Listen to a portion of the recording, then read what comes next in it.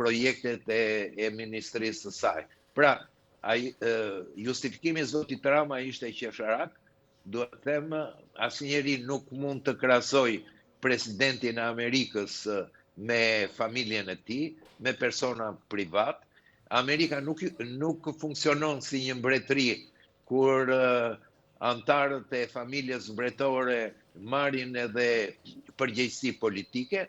Amerika është një demokraci funksionale me balanca të caktuar të pushtetit dhe dihet që biznesmenët janë biznesmen, kanë punën e tyre, mbyllin projektet, marrin të ardhurat nga fitimet e këtyre projekteve dhe këtu e mbarojnë çështjen. Pra, zoti Nesho, për ta përforcuar mendimin tuaj, sipas këndvështrimit tuaj ka qenë thjesht biznes, vizita e Ivanka Trump pra dhe është përdorur në një farë mënyre nga kryeministri Rama për përdorim të komunikimit të brendshëm në Shqipëri, pra për ta shitur si një marrëdhënie të forcuar dhe të mirë me SBA-n apo dhe me ndërkombëtarët, sepse shpeshherë është diskutuar kjo çështje.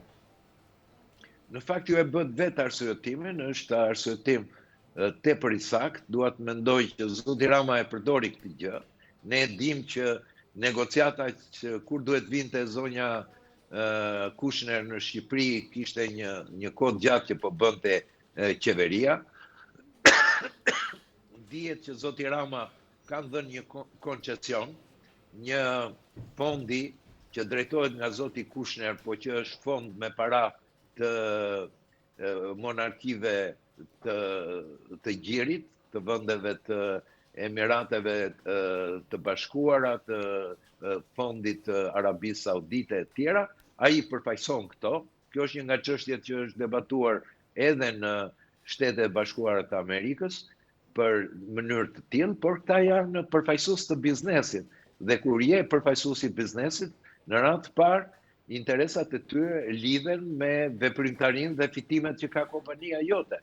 Në këtë mënyrë ka shumë raste që tregon që po përpiqen që të ketë të përdoren siç bëhen në biznes, që të krijojnë avantazhe në politik kur më që regjimi i Tiranës nuk e ka për gjë që t'japi pjesë nga pasuria e Shqipërisë vetëm për të blerë influencë politike kudo në botë.